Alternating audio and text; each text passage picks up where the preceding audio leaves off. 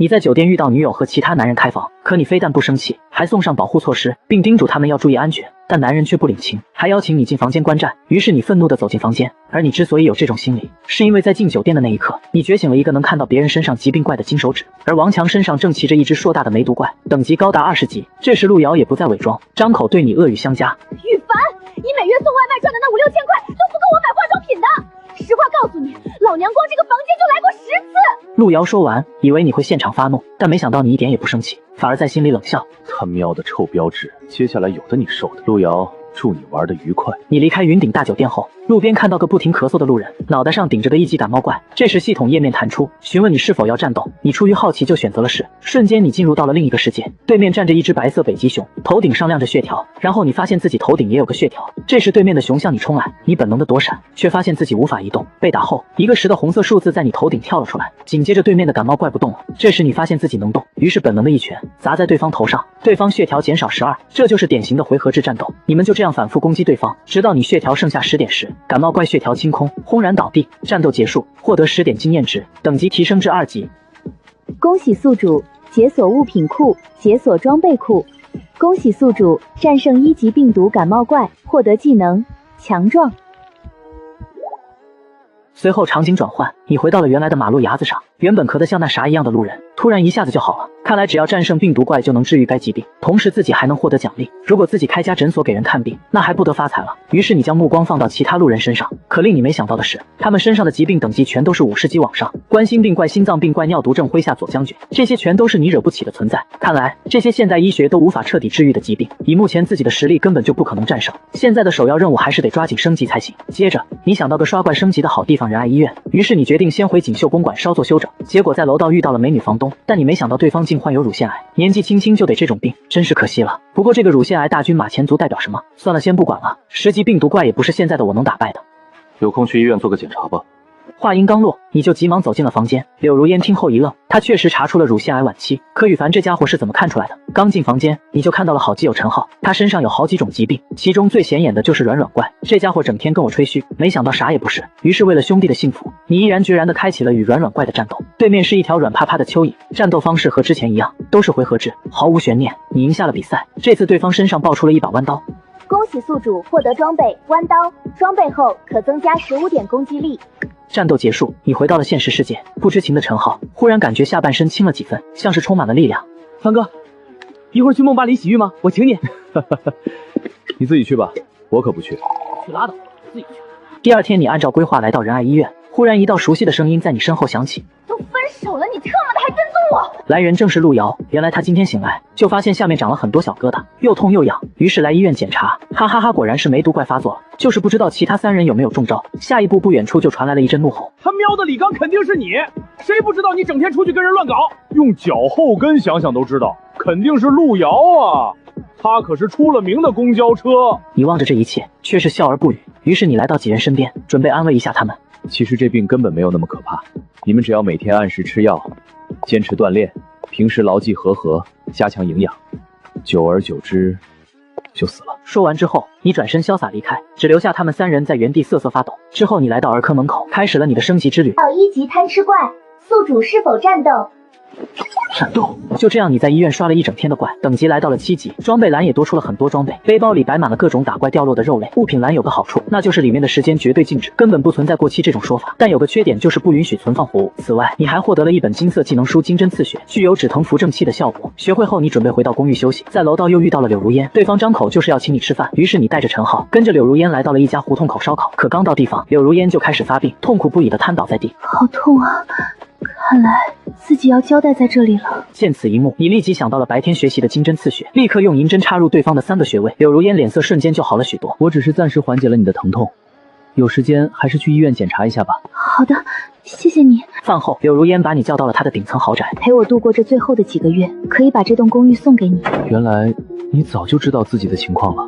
是的，我从来没有谈过恋爱，所以想在生命结束前谈一场平淡又真实的恋爱。那你为什么要选我呢？因为你人踏实，长得还很帅，还有你的针灸能缓解我的疼痛，这样我就能多一些时间陪在你身边。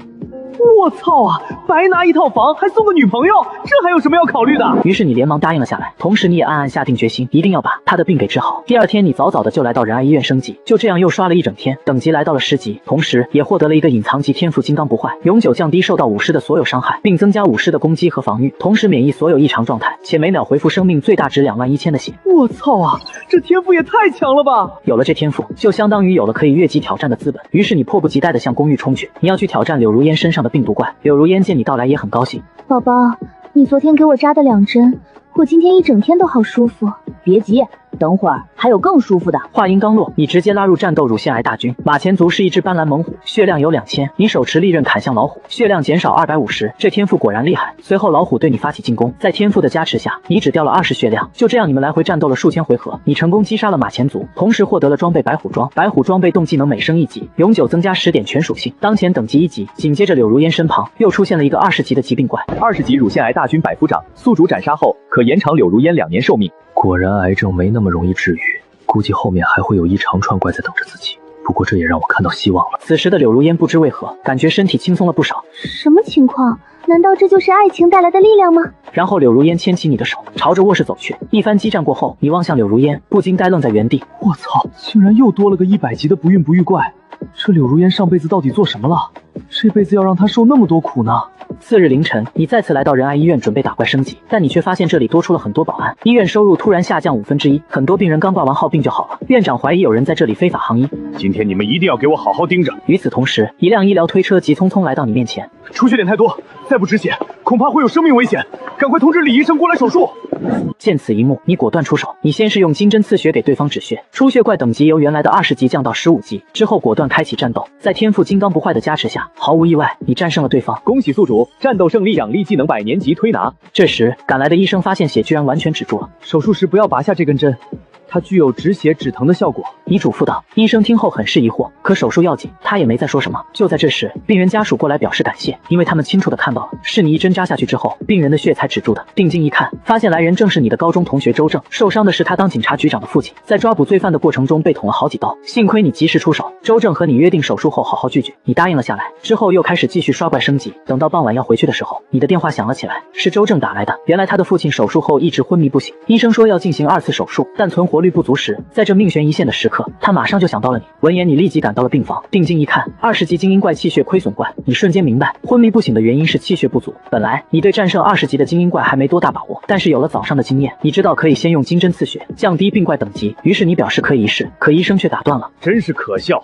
你们宁愿相信一个没有行医资格的人，也不愿意相信我们正规医院。这时周正反问道，如果医院能保证有50%的成功率，我就把人交给你们处理。医生闻言脸色一黑，没有说话，他们都不说话。周正看向你说道，那接下来就看你的了，凡哥。你点点头，开始操作，朝着病人使用金针刺血后，稳妥起见，你又使用了100年级推拿。只见原先的疾病怪由原来的20级降到了15级，随后你连忙开始战斗，在装备和天赋的加持下，气血高达2500的大猩猩被你9刀毙命。这次战斗还掉落了5个20年份的何首乌以及一张气血汤古方。战斗结束后，病人醒了过来，只是目前还很虚弱。你立即把那张古方拿出来，让人按照这张方子去给病人抓药。在喝下气血汤后，病人瞬间面色红润了起来。周正连忙上前对你表示感谢。与此同时，主治医生偷偷将你的方子给记了下来，他已经发现了这其中巨大的经济价值。可他不知道的是，即使拿到方子，他也复制不出来气血汤，因为这其中的一味药只能通过打怪掉落才能获得。解决问题后，你紧忙又开始了升级之路。因为柳如烟的时间真的不多了，随着等级的逐渐提高，你发现每升1级需要的经验是成倍数增长的，所以升级速度越来越慢。在医院刷了好几天也才来到15级。你也从这些天的战斗中了解到，精英怪的数值是同等级普通怪的2倍，可 BOSS 怪的数值对你来说还是个未知数。这天，你和往常一样来到仁爱医院刷怪，突然一个特殊的疾病怪吸引到了你，偏头疼怪 BOSS 级疾病怪可战斗。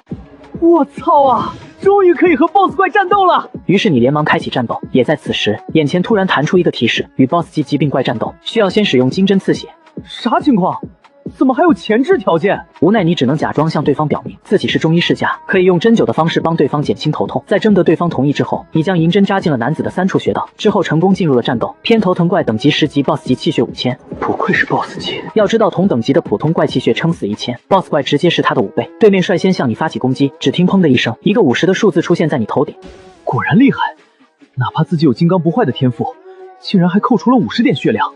如果是普通怪，最多也就能对自己造成个位数的伤害。接下来轮到你攻击了，又是砰的一声，200伤害还行，主要这怪是法术系而不是肉盾类型的，所以在防御力这方面偏弱。20几个回合下来，你获得了战斗胜利，还掉落了一枚白泽戒指。白泽戒指装备后，技能附加疗伤效果，每秒恢复血气10点。此外，这次金针刺穴的技能也升级了，获得了新效果，吊命1天，可保留患者最后一口气，强行续命1天，对同一人仅可使用1次。接下来几天，你仍然一刻不停的刷怪，但是你感觉自己的升级速度还是太慢了，连轴转了半个月也才升到了18级。要知道自己将要面对的可是20级的 BOSS 怪，至少要升到25级才有把握去挑战，这得等到猴年马月。也在此时，一个特殊怪物进入了你的视野，幸运怪50级特殊怪，进入战斗可以获得奖励。下一秒你毫不犹豫进入了战斗，对面是一只骚了吧唧的粉色臭猪，旁边还有一个金灿灿的宝箱。回合开始，你率先出手，一刀下去竟直接将对方斩成碎片。恭喜宿主获得黄金品质装备黄金盘龙甲，恭喜宿主获得5万经验，等级提升至20级。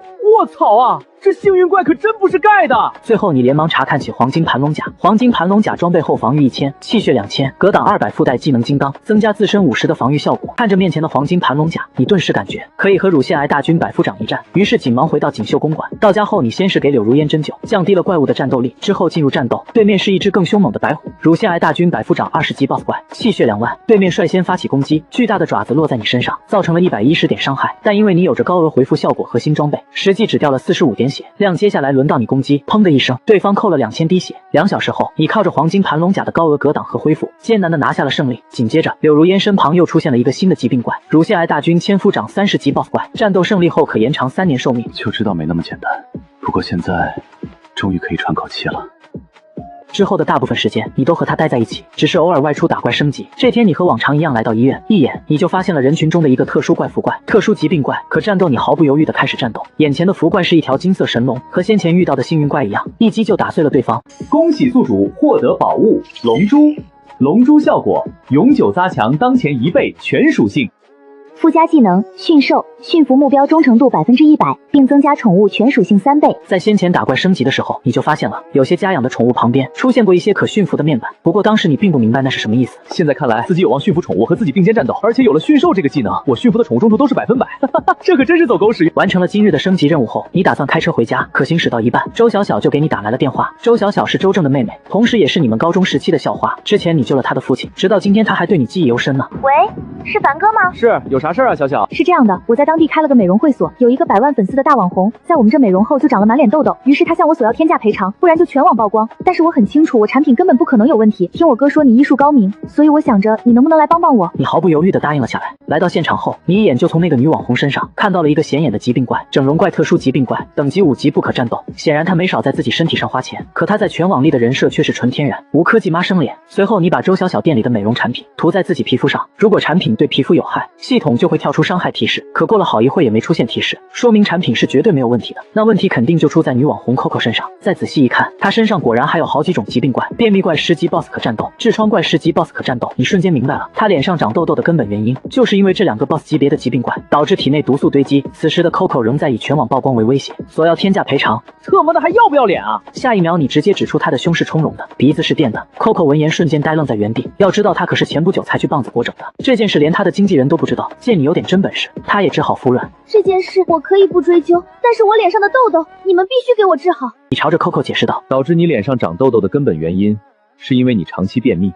但不管什么原因，我都可以帮你治好。闻言 Coco 更加震惊了。我操啊！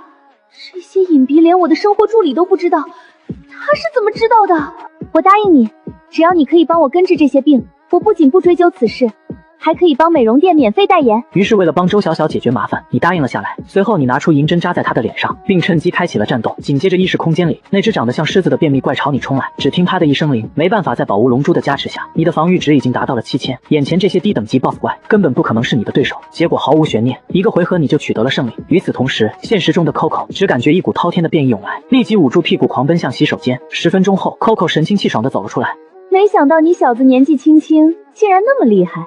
随后他看向周小小，开口道：放心吧，我答应你们的事一定会做到的。完美解决这件事后，你回到了家中。可让你想不到的是，此时的周小小已然对你生出了别样的情愫。回到家后，你便开始打算像陈浩那样开一家火锅店。原因很简单，自己打怪掉落的大量肉类需要一个消耗途径。之后，你和陈浩合伙开了个火锅店川味轩，他负责运营，你负责提供食材，其他时间没事就到医院刷怪升级。直到这天，周正邀请你去参加同学会，一到地方，众人都开始攀附起周正，因为他的局长父亲刚成了政法委书记的热门候选人。现场只有一个人主动和你打招呼，此人正是你们班的班花安然，他也是你在上学时为数不多的真心朋友。可下一秒，你愣住了，因为你在他身上看到了一个令人绝望的疾病怪渐冻症。大军马前卒10级 BOSS 怪可战斗，渐冻症这3个字什么含义？你可是再清楚不过了。得这个病就相当于提前拿到了死亡通知书，你没有丝毫犹豫，果断开启战斗。10级的 BOSS 怪对现在的你来说根本不够看。恭喜宿主战斗胜利，获得技能肾虚拳。技能类型：主动战斗时可降低目标20%的攻击力和放力，持续10回合。当你再次看向安然时，果然又出现了一个新的疾病怪渐冻症。大军百夫长20级 BOSS 怪，针灸后可战斗。你本来打算偷偷刷一波经验，但现在战斗有了前置条件，无奈你只能先住手。随后你看向安然，委婉提醒道：有空记得去医院检查下身体。可下一秒，在场所有人都不淡定了。只见包厢里突然冲进来3个持刀蒙面的歹徒，都特么的不许动，谁动砍谁，知道没？女同学闻言纷纷发出一阵尖叫。可你的死对头孙伟竟想在此时来个英雄救美，结果直接被蒙面男一刀解决，躺在地上，鲜血止不住的往外流。也在此时，你发现这3个歹徒身上都有一个红色小人，杀人怪2级，特殊怪不可战斗；杀人怪1级，特殊怪不可战斗。没想到这也能看到。之后3人紧忙拿出周正的照片，在人群中找了起来。原来他们就是418连环杀人案的在逃通缉犯。当时身为局长的周长山击毙了其中1人，他们现在就是来报仇的。其中一个歹徒见安然风韵犹存，实在没忍住，邪笑着向他走去。老大见状没有阻止，反正前后就1分钟的事，没什么影响。可下一秒，那人竟直接软绵绵的倒了下去。其他2人还没反应过来怎么回事，就同样双腿一软倒了下去。没错，正是你隔空对着歹徒使用了肾虚拳，使他们瞬间肾虚脱力，瘫倒在地。同学们都没想到你有如此厉害的身手，纷纷对你刮目相看，只留下孙伟同学独自在地上流血哀嚎。接下来只要报警等警察来就好了。这时候人群中有人提出，让周正先打电话给他的局长父亲，让他带人来擒住这3个通缉犯，这样他爸政法委书记的位置基本上就稳了。那他们这些现场的同学也都会跟着沾光。于是大家迅速统一了口径。等你回到川味轩的时候，已经很晚了。这段时间你家店生意好的不得了，因为你家的食材有别家绝对尝不到的味道。此时一个陌生人突然走到你身边，他自我介绍是周小小的小叔子赵凯。可你仔细一看，就发现了对方身上有早泄怪、阳痿怪、肾虚怪等好几个怪，一看就是平时被酒色掏空了身体。而男人上来第一句话就是让你离他嫂子远一点。自从他哥哥去世之后，赵凯一直就想得到他的嫂子周小小，他甚至已经有了具体的计划。可是最近嫂子和你走得太近，导致他一直没有下手机会。小子，识相的就离他远点。嫂子果然是寡妇门前是非多。闻言，你直接一巴掌抽在他的脸上。特么的，你在教我做事！被抽倒在地的赵凯直接被打懵了。他堂堂首富家的人，竟然被一个火锅店老板打了。他刚想起身反抗，但身体早已被酒色给掏空了，于是只能放狠话离去。你等着，我有100种方法玩死你！次日凌晨刚起床，你就接到陈浩打来的紧急电话。凡哥，不好了！有人吃了我们店的食物，出现了食物中毒的症状。接到电话的你立即跑回店里，发现店里几个人正在那里呕吐不止，腹泻怪8级，呕吐怪5级。好家伙，竟然真不是装的！要不是对自己的肉有绝对信，还真就信了。此时店里已经围满了人，甚至还有记者。你也意识到展现自己、处理公关危机能力的时候到了，你当即向所有人表示：你们可以现在去库房拿任何一块肉，去机构检验，检查出任何问题，就奖励那人1万元。这几个上吐下泻的人立即陪同去医院检查，如果查出来是食物中毒，本店赔偿10倍医药费，并立即关。躲在人群中的赵凯闻言，嘴角比 AK 都难压。他知道这几个人100%是食物中毒，因为这是他在家里事先给他们吃过发霉的东西导致，所以对做检查很配合。可是到了医院，几人不知为何突然感觉肚子不是那么疼了，反而2个肾疼的厉害。等到检查结果出来的时候，赵凯惊呆了。医生表示，几人的肠胃查出来都没有任何问题，反倒是发现这几人纵欲过度，有严重的肾虚，虚不受补，是严重肾虚导致的上吐下泻。跟我斗？没错，是你出手了。你刚才利用系统秒杀了几人的腹泻怪和呕吐怪，然后顺手对着几人打了全套的肾虚拳。随后你淡淡的开口道：肾虚跟我店里的火锅总没有关系了吧？赵凯闻言，脸黑得像锅底，也只能作罢。就这样，对方精心布局的阳谋不攻自破。可下一秒，你就遇到了一个不想见的人。苏瑶，他是特意来找你的。他知道你现在开了一家火锅店，生意好的不得了，于是找你破镜重圆，并且表示他和你分手那天就已经洗心革面了。凡哥，你以前不是想碰我身子吗？今晚我就可以给你。闻言，你也是被恶心的不行。定睛一看，梅毒怪还在，并且还同时伴有尖锐尸疣怪等等，竟然还有一个绿色的特殊怪杀人怪，3级特殊怪，不可战斗。不过这次不是红色的，是绿色的。你根本不信苏瑶会杀人，那这绿色的杀人怪是什么？你一猜就明白了。堕胎。而且还是多次，不愧是苏瑶大帝，当真恐怖如斯。你也懒得和他废话，当即在大街上喊道：“大家小心点儿，这个人有金蚊之瘤和梅毒。”众人闻言纷纷避而远之。苏瑶见状，也只好骂骂咧咧的悻悻离去。此时的江城第一医院，很多专家医生，包括院长，都愁眉苦脸。嗜血细胞综合症，这是一种非常严重的血液系统疾病，神仙也难以回天。关键是躺在病床上的那人身份还不简单，是上市公司沈氏集团的掌舵人沈天放。此时他已经陷入昏迷，并且高烧不退。沈小姐，我们已经尽力了。此人是沈天放的亲妹妹，也是柳如烟的闺蜜沈雨薇。当柳如烟听到闺蜜哥哥的病情后，第一时间就想到了你的针灸术，想让你去帮忙看一看。到了医院之后，你看到了沈天放身上的疾病，怪嗜血细胞综合症怪，40级精英怪，可战斗战胜后可延长3年寿命。见状，你不禁感慨道：还好不是 BOSS 怪，不然恐怕自己也难以回天。以你现在25级的等级对战40级的精英怪，你依然没有多大把握。可是现在病人随时都会一命呜呼，随即你想到了一个办法，于是将银针刺向了沈天放。3级的金针刺穴具有吊命的效果，可以保住人的性命，1天内不死。紧接着，原本还陷入昏迷的沈天放渐渐醒来。随后你写下气血汤的方子，让人去药房取药，服下后病人状态稍微好转。虽然这种状态只能维持5天，但5天的时间也足够自己升几级了。于是你连忙向沈雨薇表示，这病自己能治，但需要回去准备一下。要是之前你说这话，他肯定以为你是骗子。可在亲眼看到哥哥在你的一番操作下，竟奇迹般的醒了过来，他彻底相信了你的医术。回去的路上，你在车上看到了一则新闻，外界已经知道沈天放患了绝症，即将撒手人寰的消息。沈氏集团的股票也因此大跌。如果5天后突然传出沈天放彻底康复的消息，那么沈氏的股票势必就会迎来一波飙升。于是你立马打电话给陈浩，让他调动店里所有的流动资金，准备买入沈氏的股票。陈浩查账后发现只有20万的现金，有点少啊。下一秒你手机就收到了100万的转账，是柳如烟转来的。他也猜到了沈氏的股票会迎来一波大涨，但是现在的他对赚钱已经不感兴趣，索性给你100万让你自己玩。接下来的4天，你疯狂的在医院刷怪升级，等级终于来到了28级。此外，还意外捡到了一把白银品质的武器暗影战斧。暗影战斧装备后可额外增加50点的物理穿透。次日凌晨，医院那边打来紧急电话，沈天放再次陷入昏迷，各项指标急速下降。你立即赶到医院开启战斗，对面率先向你发起进攻。只听砰的一声，150不愧是高等级精英怪，在黄金盘龙甲和金刚不坏天赋的双重叠加下，还能给自己造成这么多伤害。轮到自己攻击了，又是砰的一声，200时间一点一点的过去，你凭借肾虚拳的削弱叠 buff，艰难的取得了胜利。这次怪物掉落了一枚血红色的蛋，上面显示7天后孵化成功。你把它放进了空间背包。与此同时，病床上的沈天放已经醒了过来，看到哥哥醒来，沈雨薇激动的拉住了你的手。下一秒，你就在他身上看到了一个特殊的疾病怪。特殊疾病怪是女怪100级 boss 怪可战斗。这种病指的是因生理构造上的异常，导致无法进行正常夫妻生活。在古代，这种人被认为是不祥之女。现代医学则认为这是一种生理上极难治愈的疾病，但是这病在你眼中是可以治愈的，就是自己目前根本打不过100级的王级怪。不过紧接着你就发现了，在疾病怪下方还有一行绿色的小字，使女怪身上有一把曾经刺伤她的匕首，对其有专门克制效果，应该是专门针对这个 boss 的特殊道具。可是问题来了，我不开启战斗怎么获得这个道具？开启战斗我又打不过对方，就算打赢了，那得到这个道具还有什么意义呢？算了，日后再说。此时，沈天放脱离生命危险的消息不胫而走，沈氏的股票开始走高。又过了几天，沈氏股票彻底涨停，而你买入的120万也变成了240万。有消息灵通的人士得知，沈天放此次能够起死回生的原因是结识了一个神医。这个消息在商界顶层圈子中迅速传开。人有钱后最重要的是什么？当然是健康。因此，很多商业大佬通过多种途径打听神医的消息，但是最终都了无音讯。这是你和沈天放商量好的，沈家要替你封锁所有关于你的消息，木秀于林，封闭摧之。现阶段你还是想苟起来发育，不过沈天放为了向你表示感谢，还是给了你一张100万的支票，并且表示想和你深度合作。沈氏集团一直想进军大健康领域，打算成立一个中药产业园。于是沈天放便开口问你有没有什么想法。你突然想到了自己的气血汤，方子简单改良后，仍然具有不错的补肾强身的功效，绝对是肾虚男人的福音。关键是还可以进行大规模量产。沈天放当场拍板，沈氏集团出资战股49，你出配方战股51，在你家当地成立中药产业园，园区由你全权运营，同时由沈雨薇来和你对接。至此你也算是正式上了资本的餐桌。送了那么多年快递，你知道只有上了资本，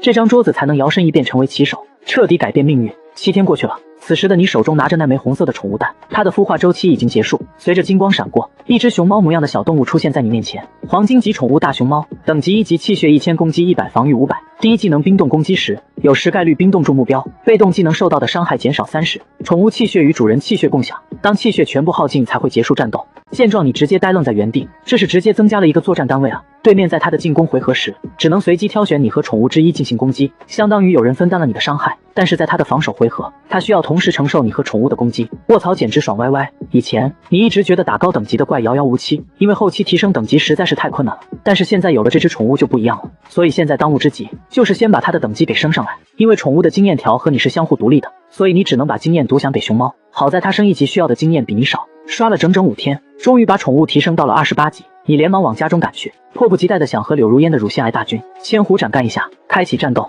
，BOSS 怪率先发起攻击，但是下一秒就被冻结在原地。是你的黄金熊猫发动了技能，下一回合轮到你攻击，暗影战斧砍在对方身上，砰的一声200。与此同时，熊猫也撕咬在对方身上，砰的一声50。紧接着轮到对面攻击了，这次对面选中的攻击目标是熊猫，砰的一声300。因为熊猫是肉盾类型的，比较抗揍。就这样过了数百个回合，你获得了战斗胜利。千夫长被消灭后，紧接着就出现了新的疾病怪乳腺癌。大军万夫长50级首领怪，可战斗胜利后可延长5年寿命，这是比 BOSS 级更高等级的首领级，不知道战力体系会提升多少。这次千夫长又掉落了一个新技能妙手空空，只能对疾病怪使用，在不开启战斗的情况下，有一概率获得怪物身上的物品。冷却时间7天，瞬间你就想到了神雨薇身上的100级狮女怪妙手空空，正好可以在不开启战斗的情况下获得疾病怪掉落的道具。于是你第一时间来到中药产业园办公室中，神雨薇端坐在椅子上，和他客套的打了个招呼后，你紧忙对其使用了妙手空空。不错，第一次就掏到东西了。打开一看，风干的香蕉。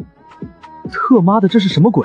石女怪身上怎么会有香蕉？浪费了一次机会，无奈你只能等7天后再试了。7天后，周小小给你打来电话，说话是吞吞吐吐，似乎有难言之隐。原来是他的痔疮犯了，疼得厉害，但是他又不想去医院，你答应了下来。随后连忙驱车前往周小小家，定睛一看，果然有个熟悉的身影，痔疮怪15级普通怪，局部推拿后可战斗。这下轮到你犯难了。周小小见你一副吞吞吐吐的样子，就低着头红着脸问：是不是很难治？要不要先检查一下？可以治疗，但是要通过按摩的手法进行活血化瘀。周小小听到不用动刀，高兴坏了，按摩只要能治好，怎么按都行。于是拉着你去他卧室，一番噼里啪啦的战斗后，痔疮怪被你完美解决。周小小瞬间觉得舒服了很多，他看向你的眼神都不一样，突然像是下定了某种决心一样，上前握住了你的双手。樊弟，姐姐喜欢你很久了，我知道你有女朋友，让我做你的情人吧。闻言，你毅然决然地拒绝了对方。可让你没想到的是，周小小并没有无理取闹。好吧，既然如此，今后你我2人还是以朋友身份相处，如何？你答应了下来。可下一秒，你的手机就响了起来，是柳如烟打来的。听到对话内容后，你更是被气得火冒三丈。从对话中你得知，柳如烟家里来了个不速之客，是前几年长辈给他定下过口头婚约的王大龙。当初王大龙得知柳如烟得了绝症，闹着要上门退婚，但是被家中长辈阻止，并告诉他人死，婚约就自动取消了。但是现在得知他的乳腺癌被治好，就又舔着个逼脸上门来提这门婚事。你听后立即驱车前往锦绣公馆，更是恨不得马上把这个畜生碎尸万段。到家后你一眼就看到了那个男人身上密密麻麻的疾病怪，其中更是有一个疾病怪吸引到了你的注意，坤坤假体怪，100级特殊疾病怪，可战斗。我操啊，这还能算是男人吗？他妈的，你看什么？王大龙见你一直盯着他看，忍不住朝你怒吼道：我来找我的老婆，合情合理。说着他向你递来了一张银行卡。至于你和他相处的这段时间，我会补偿你的，这里面有500万，就当做是给你的分手费，拿着它，赶快滚吧。之前你就听柳如烟提起过这个王大龙。王大龙是柳如烟老家安平县有名的恶霸，靠着家中长辈勾结当地官员，无底线的欺压百姓。可以说自打王大龙成年以来，整个安平县就没有过一天安稳日子，其中也不乏有些村民实在受不了，整日被欺压，前去法院上告。可官商勾结，这些人早已成为了王氏家族的走狗，甚至连受害者的律师也是对方的人。结果可想而知，受害者不仅败诉，甚至其全家人都在事后遭到王氏家族的疯狂报复。自那以后，安平县就再也没人敢去反抗王氏一族，毕竟谁也不想因此而丢了全家人的小命。柳如烟作为安平县数一数二的美少女，王大龙自然是不想放过，于是靠着父母强行给柳家施压，将她许配给了自己。可后来得知柳如烟得了绝症，就吵着要立马取消婚约。但那时王氏父母的公司正处于上市的紧张阶段，他们也不想惹是生非。如今刚得知柳如烟治好了病，他就迫不及待的想上门抢。特妈的，还愣着干什么？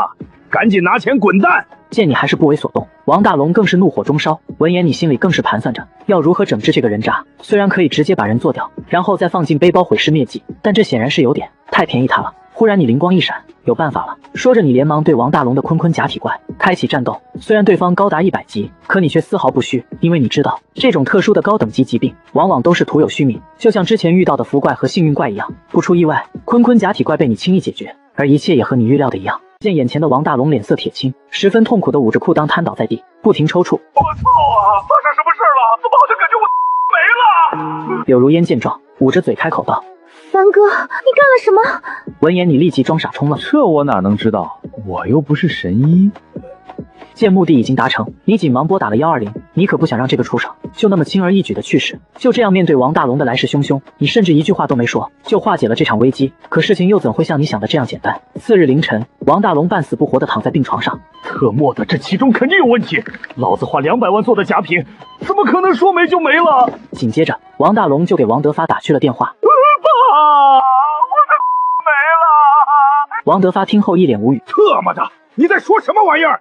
爸是真的，我花200万做的假没了。王德发见王大龙说的十分认真，迅速驱车来到了江城第一医院，毕竟这可是自己唯一的儿子，还等着他给自己传宗接代。在详细的了解了事情的原委后，王德发敏锐地察觉到了一丝诡异的气息。先前商业大佬沈天放得了不治之症，但最后却被神秘医生气死回生。现在柳如烟得了乳腺癌，也被人成功治愈，而且自己儿子的贾坤坤也在见了那个叫羽凡的人之后就莫名消失了。难道说王德发心中的喜悦溢于言表？只因他前不久得了肝癌，而且还是晚期，但因为要维持自己上市公司的正常运营，他的病情甚至连身边的亲人也没有告诉。这些年一直都是靠着私人医生在给他强行续命，他深知这并不是长久之计，病情再这样下去，恐怕自己连孙子的影子都看不到。后来在得知沈天放被成功治愈后，他重新燃起了希望。可这些天他花了很多人力财力，也没有得到神医的任何消息。他一度以为这是老天在给他们王氏一族重击，可如今看来，自己根本命不该绝。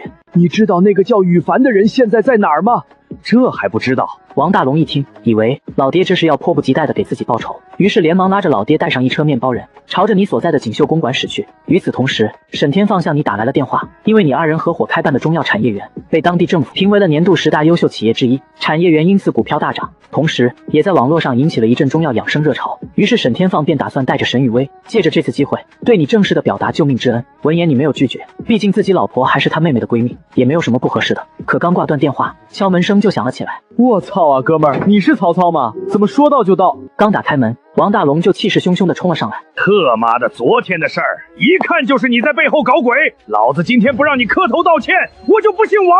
闻言你却丝毫不慌，因为你知道对方根本就没有什么证据。你他妈脑子烧坏了！我又没有超能力，怎么可能凭空把你的假整没了？话音刚落，你就意识到了不对劲。妈的，老子可从没跟你说过我的假没了，你是怎么知道的？闻言一旁的王德发却是满脸喜悦，这更加印证了眼前之人极有可能就是自己苦苦找寻的神医。紧接着，王大龙仗着人多势众就要上前揍，可下一秒他就愣在了原地。只见王德发朝着王大龙上去就是一个大逼斗。爸，我是大龙啊，他才是欺负我的人！说着还不忘指了指你。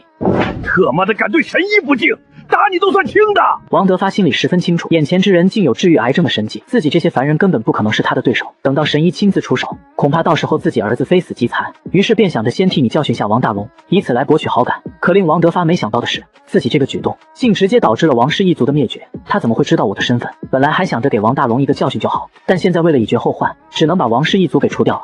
哎，只是可惜了这么多尸体，又要占了物品栏不少格子。想到这里，你不免开始心疼起来。王德发现你没有生气，于是便放下心来。神医，我知道您就是那位传说中治愈沈天放的神医，我求求您帮帮我吧！跪下！生前大龙多有得罪神医的地方，求您大人不计小人不是过，原谅他了。说着便拉着一旁的王大龙一起跪了下来。说完也不管王大龙什么心情，就拉着他疯狂磕起了头。可你看着眼前二人，却更是怒火中烧。马德竟敢当着那么多人面再次揭穿我，你也有取死之道。就在你思考要如何才能悄无声息地做掉王氏一族时，敲门声再次响了起来。不出意外，来人正是沈氏。兄妹二人见此一幕，顿时愣在原地。凡哥，这是什么情况？沈天放问道。他还想继续往下说，可这时一旁的沈雨薇却拉了拉他的衣角，暗示他有什么话稍后再说。沈雨薇身为柳如烟的闺蜜，自然是听他提起过这个。王大龙你见气氛有些诡异，便想着先把王氏父子打发走再说。今日之事，我可以不在。可话刚说到一半，王德发竟再次出言将你打断。神医，求求您救救我吧！我不久前得了肝癌晚期，我知道您在前不久把沈总给治好了。说着不忘指了指一旁的沈天放。沈天放此时也是满脸黑线，自己前不久刚答应羽凡要替他保守秘密，现在就有人得知了他的身份，特么的这不是把我往火坑上推吗？而你闻言也是一脸无语。王德发这智商是怎么称霸安平县的？同时你也更加坚定了除掉王氏一族的决心，这王氏一族断不可留，否则就凭王德发的智商，早晚会害了自己。而此刻跪着的王大龙早已被吓得目瞪口呆，平日里只要自己犯事，不管什么问题，老爸都可以解决，可如今却像条狗一样被对方教训。而且他刚刚说的肝癌晚期是什么意思？之前也没听他提起过。听到这，沈天放已然明白了整个事情的原委，原来是这样，自己虽然身为商业大佬，终归也只是一副肉体凡胎，面对羽凡也只能乖乖的保守秘密。可这二人竟敢当面威胁神医，真是活腻了你。看着跪在地上的王德发，实在拿他没办法，于是便想着先稳住对方，还是不要把事情闹大的好。但是需要先进行针灸，跟我来吧。王德发一听，也不管跪在地上的王大龙，一路小跑跟着你来到了卧室。针灸后，你对着王德发身上的干艾大军马前卒开启了战斗，结果对方甚至连2回合都没扛住，便化为经验。刚结束战斗，王德发就感觉到身上有股莫名的暖意涌来。这就是传说中的神医吗？才过了2分钟，效果就立马出现了，当真恐怖如斯。可只有你知道，自己只是帮他清除了一个马前卒而已，后面还有一大长串的怪物等着呢。要想治疗癌症，哪有那么简单？哦，对了，我只是帮你暂时缓解了痛苦，后面要想治好，还需要大量的治疗。切记今日之事断不可向外人讲，否则后果自负。王德发听后连忙点头。放心吧，神医，就算是死，我也不会出卖你。此刻的王德发已然将你当成了唯一的救命稻草。当王氏父子被你忽悠走后，你来到了沈天放面前。不好意思啊，刚才耽误了点时间。沈雨薇闻言，连忙上前开口：“凡哥，那人是不是王大龙？”“是的。”之前早听柳如烟提起过，面对这种你真的不应该救他们。沈天放闻言，大脑直接宕机。好家伙，合着只有自己是蒙古人呗？那2人究竟是何来历？你们倒是说清楚啊！之后，沈雨薇便151将王氏一族做过的所有恶行全都说了出来。特么的，这还是人干的事儿吗？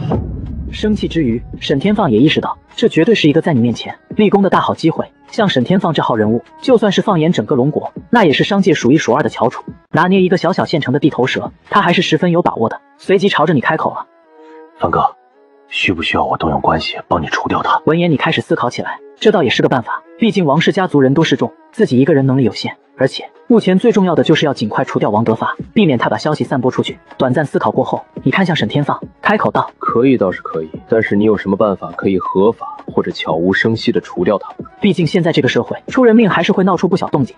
如果自己的身份在警方调查中被暴露了，那可就得不偿失了。还有，我想要的是他们整个王氏一族的命。”闻言，沈天放愣在原地，要我帮忙干掉这2人倒是没啥问题，可整个王氏家族这么多人，我又该怎么处理？但毕竟自己牛皮都吹出去了。凡哥，你容我想想。说着，他便开始思考起来。没过一会，沈天放就有了一个主意。有了，你们不是说这王氏家族平日里总是欺压百姓吗？只要肯说服那些百姓出庭作证，加上我的关系，那这件事基本就10拿9稳了。沈雨薇听后也开始附和起来。对啊，平日里那些百姓总是被欺负，心里肯定早已恨透了王氏一族。之前碍于他们的威压，始终憋着一口恶气，但现在有我哥肯为他们出头，他们肯定会愿意出庭作证。可此时你却皱起了眉头。这王氏一族能在安平县称霸一方，定然不会只有这些手段。村民或许未必能帮我们，可眼下也实在没有更好的办法。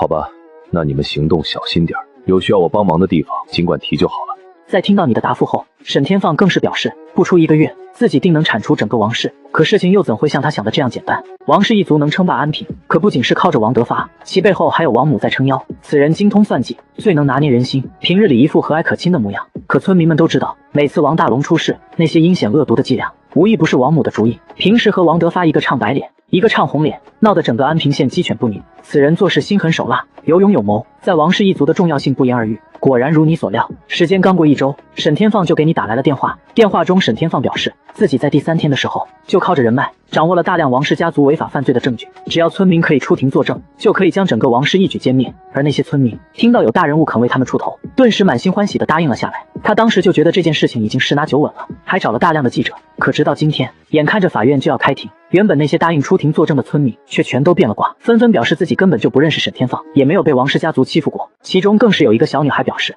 王氏家族在我们县修建学校、医院，平日里还时不时的资助我们这些贫困户，是县里的大好人。任谁也能看出来，此时的小女孩眼含热泪，俨然一副委屈巴巴的模样，分明就是被王氏家族胁迫。得知此事后，你勃然大怒，没想到这王氏一族还有如此通天手段，竟能让一个小女孩心甘情愿做伪证，看来是要好好会会这个王母了。知道事情的严重性后，你立马驱车来到了安平县法院门口。与此同时，王德发因为这些天没有得到你的救治，病情开始严重起来。先前只有20级的肝癌大军百夫长，此时已经严重异变，成了30级异变肝癌怪，并且这种因治疗不及时成功异变的疾病，往往都会自带一种领域，在这种领域内战斗，你的各方面属性都会下降，甚至高等级的异变怪会让你进入迷惑状态。在这种状态下，你的攻击随时都可能会打到自己身上，也就是说，哪怕有10个宠物给自己分担伤害，你也未必能打过对方。此时，沈天放早已被记者围得水泄不通。沈先生，您先前不是表明这王氏一族是无法无天的大业人吗？可现在看来，事情好像并不是像您说的那样。一些只想蹭热度没底线的狗记者在此时站了出来。我可不管王氏一族是不是真的坏，只要这次能登上头条，那升职的事基本上就稳了。沈天放面对记者的咄咄逼人，一时间竟也没了办法。可下一秒，他就愣在了原地。卧槽啊，这是什么情况？只见眼前这些记者就像是商量好的，一片刻的功夫就消失在了沈天放面前，走得干干净净。没错，是你出手了。就在刚刚，你给王德发打去了电话，电话中你向他保证，只要他肯帮忙撤掉这些记者，自己就可以立马再给他治疗一次。王德发听后欣然答应了下来。虽然他知道你是想借沈天放的手除掉王氏一族，可眼下自己能不能活过明天还是个未知数。对不住了老婆，我也是实在没有办法。话音刚落，王德发就给王大龙打去了电话。你去联系下龙华报社的杨总，让他把法院门口的那些记者全都撤了。王大龙闻言当场愣在原地，他也知道这次开庭如果败诉，那他们王氏一族恐怕会陷入万劫不复之地。可我爹为什么还要帮外人整治我？看来我那便宜老爹指定是被羽凡给骗住了。这世界上怎么可能有能100%治疗癌症的神医？不过他转念一想，又觉得老爹的做法或许另有深意。现在整个现场的记者都已经被我们给收买控制了，要想再回来，那还不是自己一句话的事。而且那些说是要出庭作证的村民，我妈也全都处理好了。这场官司沈天放根本不可能有任何胜算，那这次就先依着他来吧。紧接着王大龙就给报社的杨总下令让他撤掉了现场的记者，之后你也按照约定开车来到了王德发所在的私人诊所。刚进门你就看到了王德发身上那只恐怖的30级异变怪。我去啊，这他妈是啥玩意儿？第一次见到异变怪的你当场懵了个大逼，紧接着一阵提示音响起，30异变怪由甘爱大军百军长异变而来，进入战斗降至进入对方领域，同时会小幅度自身全属性。与高等级异变怪战斗时，有概率进入迷惑状态。迷惑状态，你和宠物的攻击随时都可能会打到自己身上。看着眼前的系统介绍，你有些犹豫不决。异变怪什么实力，自己根本就不清楚。再说了，为王德发这种人冒风险，真的值得吗？王德发见你迟迟没有说话，似乎也明白了自己的结局。神医，我真的没有救了。你的病情现在已经严重恶化，目前我也没有十足的把握。如果这次治疗失败，你可能会在一种极度痛苦的状态下死去。不治疗的话，你还有大概1周的时间。闻言，王德发算是彻底接受了自己的结局。随后他像回光返照般开始向你讲述起自己的一生。22岁那年，他成功毕业于清北大学，并在同年踏入社会。他本以为凭借自己的高学历能在社会上混得风生水起，可现实却给了他当头一棒。这天，他踌躇满志地来到龙华科技面试。龙华科技在当时的业内已经算是小有名气，前来应聘的毕业生数不胜数。可即使这样，王德发依然对自己很有信心。毕竟他知道像他这种从18线小城镇出来的人，能改变命运的机会不多，而这就是其中的一次。可令王德发没想到的是，面试刚进行到一半，王德发就被对方录取。当时他直接愣在了原地。面试官，我真的被录取了吗？别激动，小伙儿，这是真的。记得明天早上8点准时上。成了，我成功了！可此时初出茅庐的王德发哪会知道，接下来等待他的将会是无尽的地狱。第二天，王德发准时来到公司上班，但他发现自己所在的部门今天竟然没有一个人。疑惑之际，他低头看了眼时间，没错，是工作日。面试官昨天也说的是今天来上班啊。可怎么话音刚落，一群全副武装的执法者就将他围了起来。一个刚毕业的大学生哪见过这种场面，瞬间就被吓得止不住的颤抖。我操啊！到底发生什么事了？蹲下，双手抱头，不许动。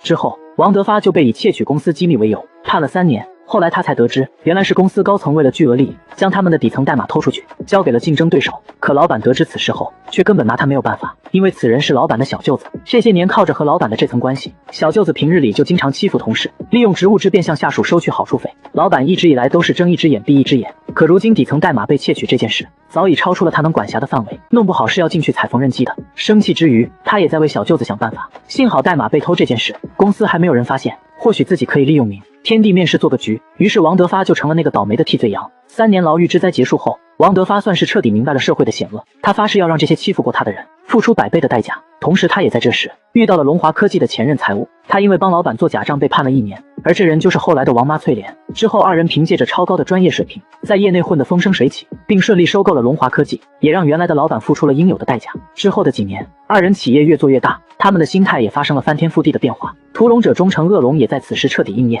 一次意外，王德发犯下了滔天大罪，幸亏翠莲提前打点，这才避免了牢狱之灾。后来2人为了东山再起，回了王德发的老家安平县，靠着王德发的商业头脑和翠莲的心狠手辣，没过几年就成为了当地只手遮天的地头蛇。此时的王德发早已哭得泣不成声。这妈都是我应得的，我对不起老家那些人。而你也只是在一旁呆呆地望着这些，没想到这王德发还有这样一段经历，只是苦了安平县的百姓。突然，王德发像是做出了什么重大的决定，朝着你缓缓开口道：羽凡，这王氏家族是由我一手创立的，理应也该由我来结束。我可以把王氏所有的犯罪证据交给你，也可以帮你出庭作证，但是我需要你答应我一个要求。闻言，你愣了愣，没想到他还有这种可以大义灭亲的觉悟。没事，你说吧，只要在法律允许的范围内，我都可以帮你。这些年打龙过无数大错，每次他妈好就处理干净，所以留下的证据也没有少，因此他可能不会被判很长时间。我要你大看着他，我一定要王氏一扫尸遍，我王家一棵族保留最后一丝血脉。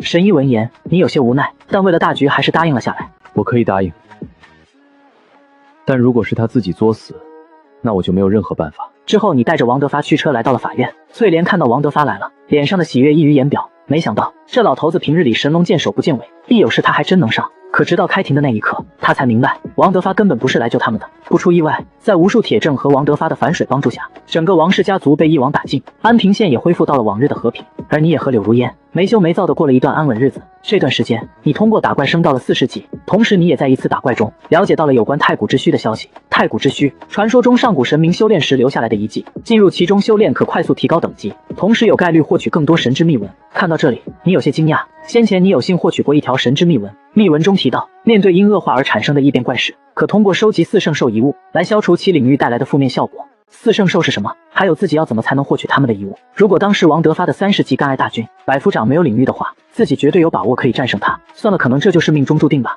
想到这，你不免感觉有些可惜。可接下来发生的事却让你不得已踏上了找寻圣兽遗物之旅。这天，你和往常一样来到医院刷怪升级，可刚到医院，电话就响了起来。凡哥，你现在在哪儿？赶紧回来吧！柳如烟她突然晕倒了。是柳如烟的闺蜜沈雨薇打来的。得知此事后，你紧忙开车赶回了锦绣公馆。不是，怎么回事？我今天出门的时候他还好好的。沈雨薇看向你解释道：我也不知道，今天我俩打算练习一下厨艺，给你做一顿大餐。可刚准备点火，他就倒在地上不省人事了。没有犹豫，你连忙查看起柳如烟身上的疾病，怪异变乳腺癌，镇国大将军70级 BOSS 怪，异变怪首领怪，战斗后可延长柳如烟寿命10年。看到这，你顿时没了底气，毕竟现在自己只有区45级，要想对付70级的 BOSS 怪简直难如登天，而且还是这种自带领域的异变怪。突然你想到了之前的那条神之秘文，对了，不是说找到圣兽遗物就可以消除异变怪所带来的负面效果吗？你顿时又燃起了希望，但紧接着你再次捏了把汗。可我现在只有45级，要怎么才能打过70级的 BOSS 怪？不管了，走一步看一步吧，只要有一丝希望，我都不会放弃的。然后你朝着柳如烟使用了金针刺穴的吊命。一天在技能效果的加持下，柳如烟醒了过来。紧接着你又去药房煎了一些气血汤，服下后柳如烟明显好了很多。沈雨薇惊叹道：哇塞，凡哥你可真是神医，竟然这么快就醒了。可只有你知道，这并不是长久之计。随后你把沈雨薇叫到了客厅。这几天我有事要离开，你一定要替我照顾好柳如烟，她有什么事，你一定要立马通知我。好的，你放心吧。沈雨薇虽然不理解你的做法，但还是答应了下来。就在你即将要出门时，眼角的余光再次瞥见了沈雨薇身旁的那只100具石女怪。哦对了，这么长时间过去，妙手空空肯定早就刷新了。紧接着你对石女怪发动了技能妙手空空，打开一看，顿时一阵耀眼的金光迸发而出。恭喜宿主获得神级技能涅槃重生。涅槃重生，上古圣兽朱雀的遗留之物及其4圣兽遗物，可化腐朽为神器，绝境之中亦能将大局逆转。技能介绍：进入战斗时为被动技能效果，气血为0时，可立即满血复活并恢复所有状态，每场战斗仅生效一次，战斗以外时化为主动技能，仅可对濒死之人使用，强行续命15天并恢复其30精血。备注：可通过消耗自身寿元强化续命效果。我操啊，这不就是 Pro Max 版的吊命一天吗？还有，为什么4圣兽的遗物会出现在石女怪这里？怎么会那么轻易就获得了一个？眼下并没有太多的时间让你思考。紧接着你连忙朝卧室走去，对柳如烟使用了技能涅槃重生，顿时一股无名之火朝她冲去。紧接着无数生机自她身上涌现，仅是片刻的功夫，柳如烟就感觉自己像是获得了重生。这是怎么回事？怎么感觉好像轻松了许多？你看着柳如烟，并没有过多解释。宝宝，我最近可能要出去一段时间，你在家一定要照顾好身体，这段日子就让雨涵陪着你吧，有什么不舒服的一定要跟她说。不等柳如烟开口，你就离开了房间，毕竟现在时间就是生命，多耽误1秒，她就会多一份危险。之后你开车来到了一家私人诊所，这是陈浩的好兄弟张扬开的，先前你就是在这里获得了有关太古之虚的消息，所以你决定来这里碰碰运气。哎呀，真是稀客，凡哥，好久不见啊！兄弟张扬见你来访，连忙上前热情地打起招呼。之后你假借学习的名义，打算在他这里待几天。他听后也没觉得有什么不妥，就让你留了下来。我今天还有很多预约，所以会比较忙，你自己随便转转，有事叫我。没事儿，你忙吧，我有啥不懂的，等你忙完再来问。好的，好的。说完，他便开始了接诊工作，而你则是在一旁静静观察着每个人身上的疾病怪。本以为幸运女神会一直站在你这边，可一连刷了5天，你都没发现任何的特殊疾病怪。终于在第6天的时候，你决定到别处去碰碰运气。和张扬告别后，你转身就要离开诊所，可就在这时，人群中一个耀眼的光芒吸引了你的注意。仔细一看，幸运怪特殊，疾病怪等级未知，备注与幸运怪战斗，有概率获得超级大奖。毫无意外，开启战斗后，幸运怪被你轻松击败，恭喜获得380万经验值，等级提升至51级。恭喜获得阵法系5行大阵，战斗中自动开启，己方所有单位共同承担伤害，提升所有单位100的气血恢复效果。恭喜获得神级物品秘境碎片2，秘境碎片集齐10个，可开启传说中的秘境太古之，使用单独碎片也有0%概率会成功开启。我操啊！这次的幸运怪可真不是盖的。你叹了口气，这秘境碎片单独使用概率低的可怜，集齐10个更是不知道要等到什么时候。但眼下柳如烟可撑不了那么长时间，那到底要不要搏一搏这0%的概率？原来就在昨天，沈雨薇再次给你打来电话，电话中你得知了柳如烟再次恶化的消息。若不是有朱雀在给他强行续命，恐怕人早就没了。想到这，你不再犹豫，狠下心使用了秘境碎片，要集齐10个碎片，柳如烟怎么可能等得起？不如搏一搏，兴许还有一丝希望。紧接着，眼前场景瞬间转换，碎片也跟着缓缓漂浮了起来，同时开始散发出一阵奇异光芒。可下一秒，你就愣在了原地，只听砰的一声，碎片化作了齑粉，消失在你眼前。见此一幕，你瞬间心如死灰，看着手中仅剩的最后一枚碎片，你像是做出了什么重大决定。先前你通过打怪获得了一个很奇葩的道具增幅旗帜，使用后可增加1的任何事件成功概率，该道具凌驾于所有规则之上，单次事件仅可使用1次。当时你还觉得这1的概率根本不够，看特么的，这不就是一整个妥妥的吃灰道具？把它放进背包后，你就再也没管过它。可如今这1的概率和碎片的0%相比，真能算得上是顶级神器。没有由你对着碎片时用了增幅旗帜，可下一秒你再次被震惊的说不出话。只见在成功使用宝物的那一刹那，碎片以一种极其诡异的方式开始旋转，紧接着你的神智也开始恍惚起来，无数陌生的记忆碎片瞬间涌入你的脑中，你也不知道这种状态持续了多久。我操，头好痛！这到底是什么情况？画面中的这人是谁？为什么会有他的记忆？再次睁眼，你就看见了一片花海。你努力的开始回想来这里之前的记忆，却怎么也想不起来。我操，头好疼！这里难道就是传说中神明遗留下来的秘境？我是怎么来到这里的？看着面前的蝴蝶，你忍不住想去触摸，可它们却径直穿过了你的身躯。就在你疑惑之际，一个老者的声音自你身后传来。你转头看去，小伙子，别害怕，这里就是传说中的秘境。告诉我，你想在这里得到什么？不远处，一个满头白发的老者正站在那里。短暂的思考过后，你朝着老者开口了：“我想快速获得强大的实力，以此来治愈我的心爱之人。”老者闻言却叹了口气：“你身上背负着太多秘密，难道你就不想知道你为何能看到别人身上的疾病怪物？难道你就不想知道刚才缺失的那部分记忆是从何而来，到底属于何人吗？”面对老者的询问，你愣在了原地。难道不是因为我是穿越者的原因吗？还有他说的那些记忆是怎么回事？自己刚刚确实感觉好像弄丢了什么重要的东西。你到底是谁？为什么会这么了解我？闻言，老者再次叹了口气。看来你是真的什么都不记得。也罢，我可以你无可匹敌的力量，但我需要确认你是否可以掌控它。因此，你需要通过我为你设下的3场试炼。紧接着，你面前开始浮现出3张卡牌。面对老者的话，你半信半疑，可眼下自己也实在没有别的出路。紧接着，你意念微动，随后中间那张卡牌消失不见。哦，对了，忘了告诉你，在试炼中，你的所有能力都会失效。祝你好运。随着老者话音落下，眼前场景开始转换。这是哪里？这间小屋子能有什么试炼？可还没等你缓过神，一个头戴猪面具的男人就走了过来。你好，挑战者，欢迎来到我的试炼。你也看到了，这间屋子就这么大，并没有任何的隐藏空间。紧接着，面具人打了一个响，你2人被传送到了门外。待会儿我会在门内放置这枚魔丸，15分钟内找到它即可通关。为了防止作弊，我会在旁边全程观察着你的一举一动。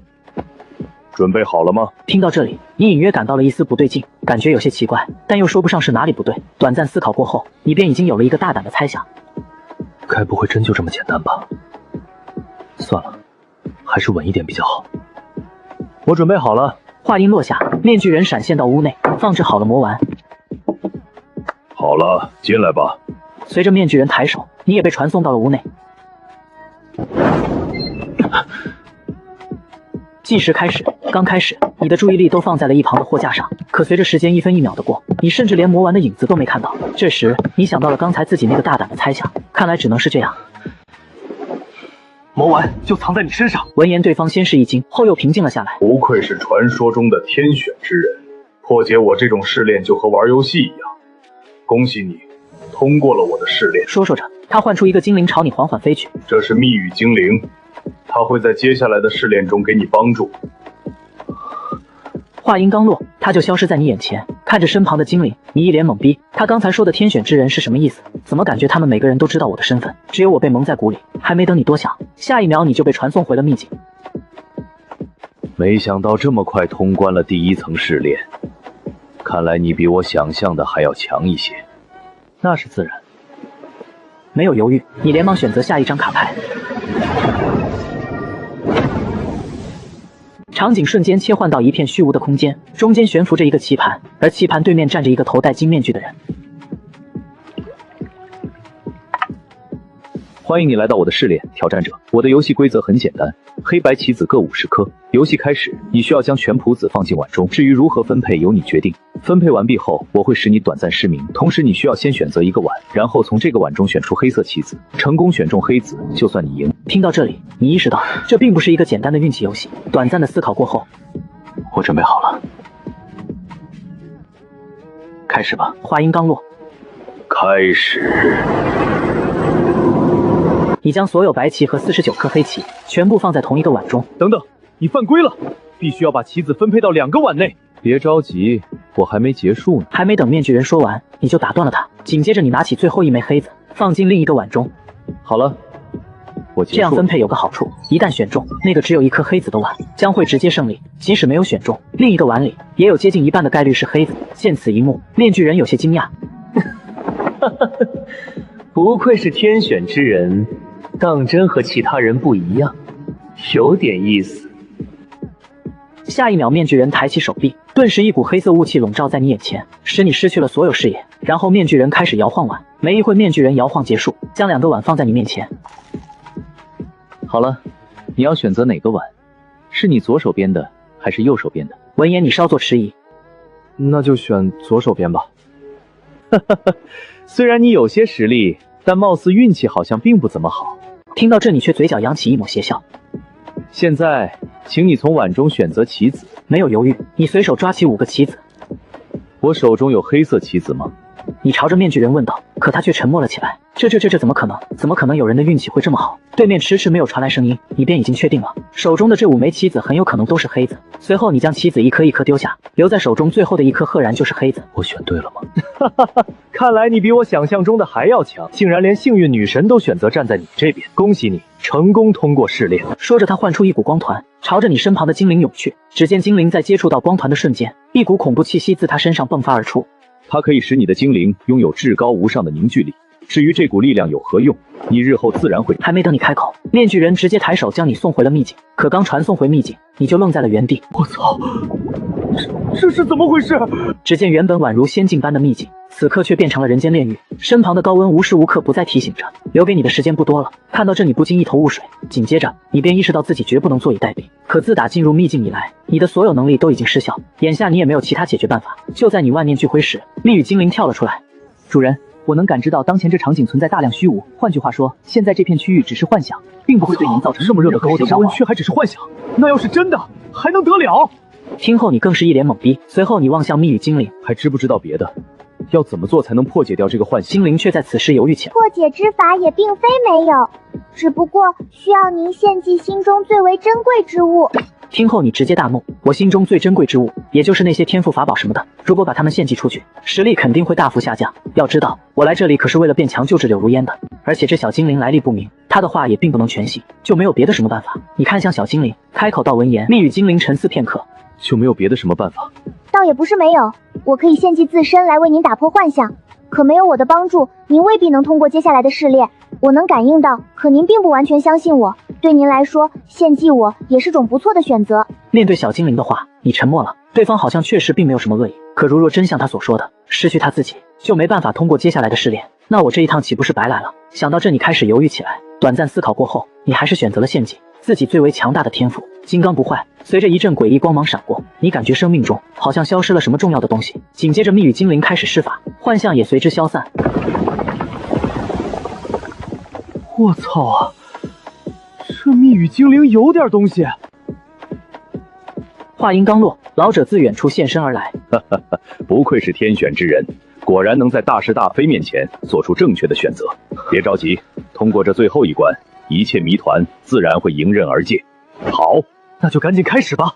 闻言，你开始催促起老者来，毕竟现在多浪费1秒，柳如烟那边就多一份危险。不要着急，小伙儿，这里的时间相比于外界是静止的，无论你待多久，外界都还是你来时的模样。那这最后一关到底是什么呢？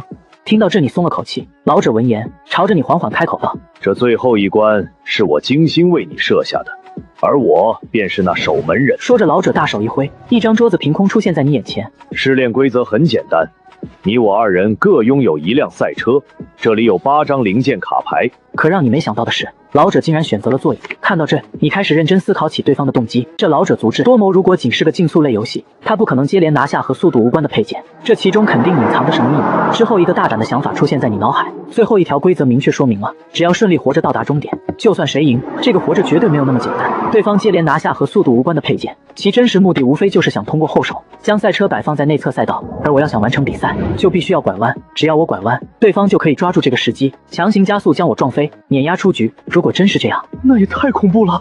见你迟迟不肯选择卡牌，老者忍不住出声提醒道：怎么了，小伙子？拥有唯一的刹车配件，最大的优势都在你那里，还有什么好纠结的？你闻言则是更加肯定了对方的目的。目前只剩挡风玻璃和另一张方向盘，没有丝毫犹豫，你直接选择方向盘。你选的都是些和速度无关的配件，并且最关键的方向盘都在我这儿，我真的想不出你要怎么做才能赢我。闻言，老者彻底放松了警惕。小伙子，那可未必。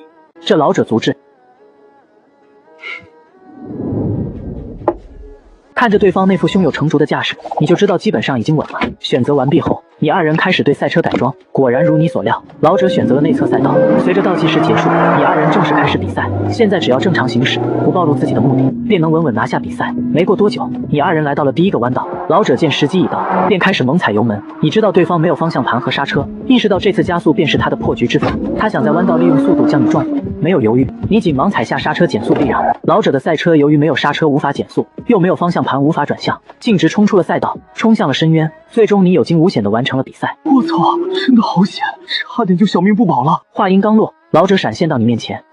小伙子，算你厉害，没想到你竟然早就看破了我的目的，还能伪装得那么好。那是自然。现在可以告诉我关于我的一切了吗？哦对了，还有那份无与伦比的力量，何时才能给我？